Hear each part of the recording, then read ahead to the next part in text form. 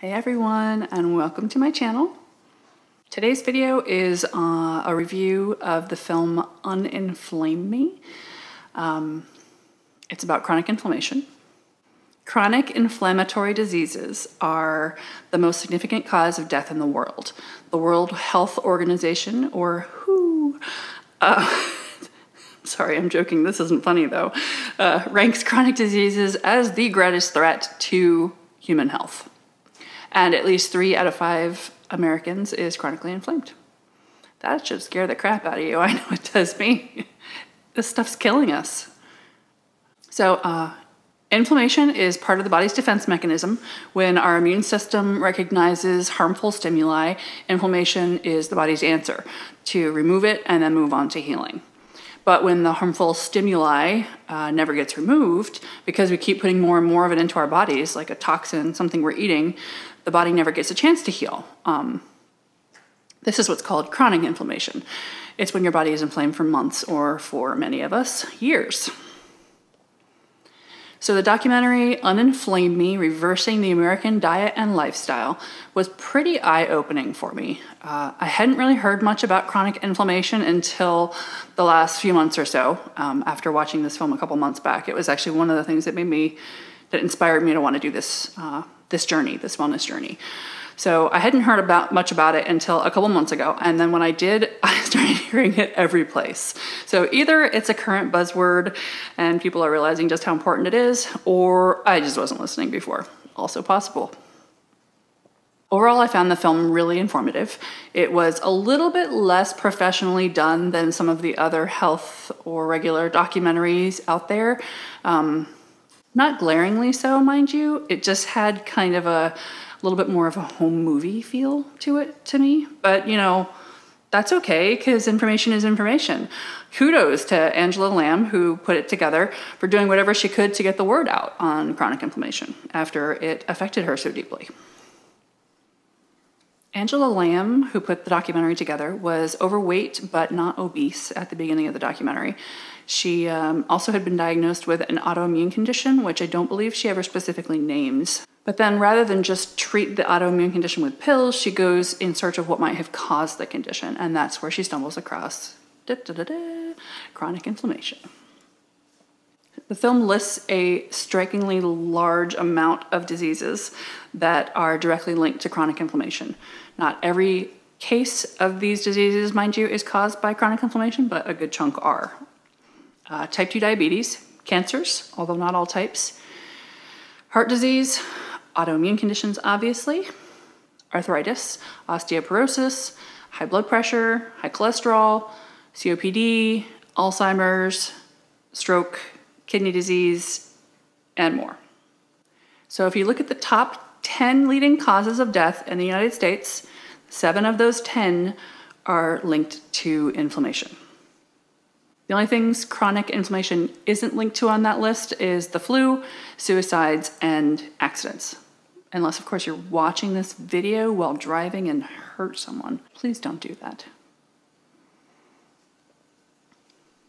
So it's no wonder that chronic inflammation is an important topic and something that we need to learn how to control. Is it all genetic? Is it environment? Is it a combination of both? And most of the time it's a combination, and by adjusting your lifestyle, you can actually address the underlying cause of these problems, which is chronic inflammation. So chronic inflammation is killing us. Bottom line, how do we stop it? Oxidation and inflammation, they tend to go hand in hand. The more oxidation you have, you tend to have more inflammation. The more inflammation, the more oxidation. What is oxidation? It is the gaining of oxygen, the loss of electrons. It's what makes an apple turn brown after you cut it. It's what causes rust. It's our body slowly aging and dying. It's been directly linked to various cancers.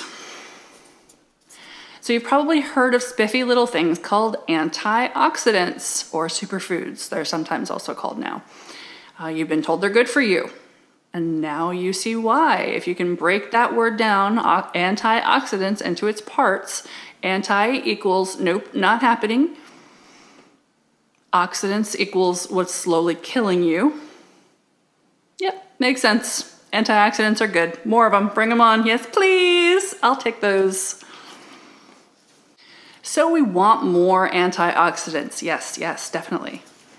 They include things like dark chocolate, nuts, blueberries, red berries, purple, red, and blue, the dark colored grapes, dark green veggies like artichokes, kale, spinach, broccoli, beets, sweet potatoes, and orange vegetables, tea, beans, and fish for their omega-3 fatty acids. You can also take a pill for those if you don't like fish.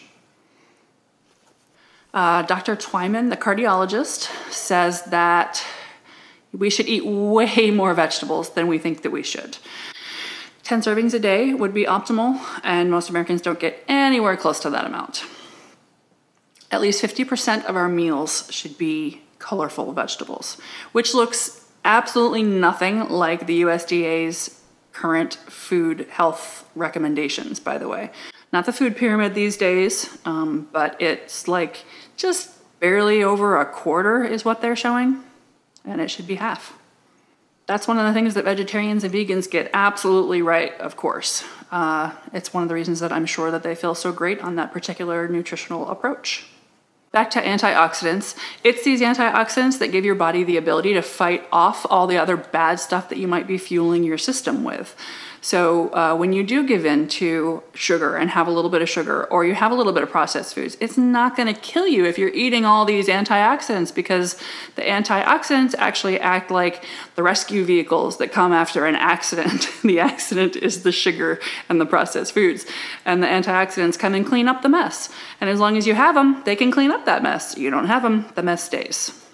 Okay, so on top of eating antioxidants, we also want to eat anti-inflammatory foods and avoid inflammatory foods. There's a whole diet based off of it. I'm sure you can find information about it online, but I am reading a book by Dr. Jessica Black called the Anti-Inflammation Diet and Recipe Book. Dr. Black also suggests adding things like turmeric and garlic to our diets and removing inflammatory foods like gluten, sugar, dairy, unhealthy grains, and nightshade foods like potatoes, peppers, eggplants, and tomatoes. I will get more into exactly what that means after I have finished the book. It will be one of my next couple articles. If not my next one, then the one after. Another interview I really enjoyed was one with Kristen Brokaw, the founder of SLIM, which is a group made up of a bunch of doctors that focus on the why behind your symptoms rather than just treating and suppressing them with pills. Over time, we came up with a disease theory, which here's a medicine that's going to fix this. And that works. That's awesome for acute care. But we took that model and we developed more pharmaceuticals for conditions that are truly lifestyle-based. How true that is. We break an arm, we go in, we get it fixed by patching it up with a cast. Great, trauma fixed. But we know why we broke our arm. We fell down maybe, or we had an accident, or maybe we were trying to update our Facebook status while ziplining. Regardless, there's not really an unknown why behind trauma. But when you have high blood pressure or diabetes or high cholesterol, if you just get patched up by taking a pill rather than addressing the reason behind why you have high blood pressure or diabetes or high cholesterol, you're ignoring the why. That's just not the right response. You're putting a Band-Aid on a gaping wound, and it's not enough. That gaping wound is going to come back to haunt you. The food you eat can either be the safest and most powerful form of medicine or the slowest form of poison. I love that. Unfortunately, most doctors aren't taught this. Medical school is long, and the people that decided what courses the doctors needed to take must not have thought that food was important enough to put in there. So it's not really your doctor's fault. That's what nutritionists are for, right? But nutritionists shouldn't be the ones treating your life-threatening conditions. A doctor should. Thankfully, some doctors spend their own time and money to go and further educate themselves about food and nutrition.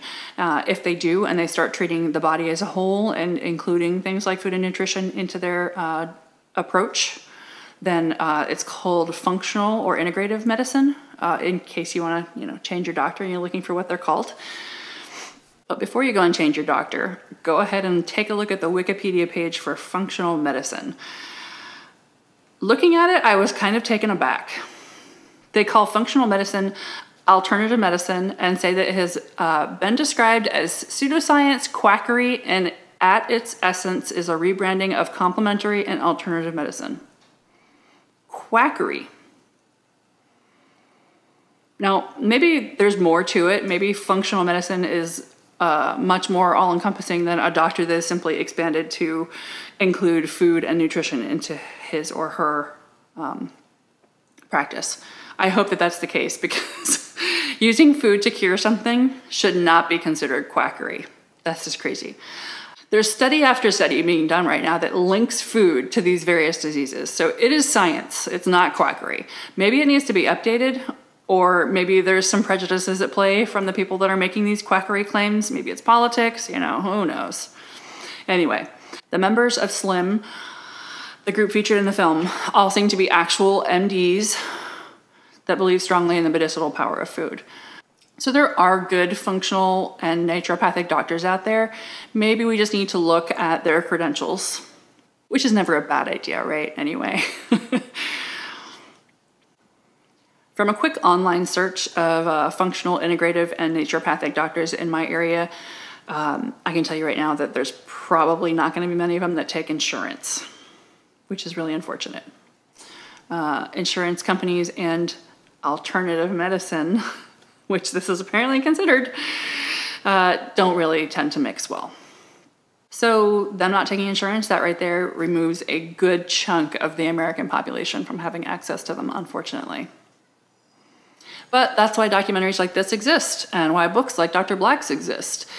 We need to get our hands on them and educate ourselves. Nutritional choices, thankfully, aren't something that we need our doctor's help with. We don't need a prescription for food. We can go out and buy it ourselves. We just need to educate ourselves on how to do it right. So Dr. Black emphasizes that moderation is key. Not everything has to be so black and white or cut and dry.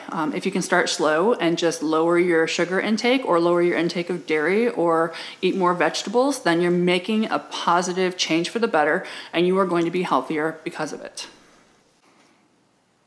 Right now, I think we have a crisis in healthcare, especially when it comes to the health of children. We have a generation of children, for the first time, whose life expectancy is going to be shorter than their parents. Man, are you kidding me? How crazy is that? We are doing this to ourselves, and we are allowing this to happen. It is infuriating. And I'm one of them. Okay, but I'm doing something about it now. I'm doing something about it, for goodness sake.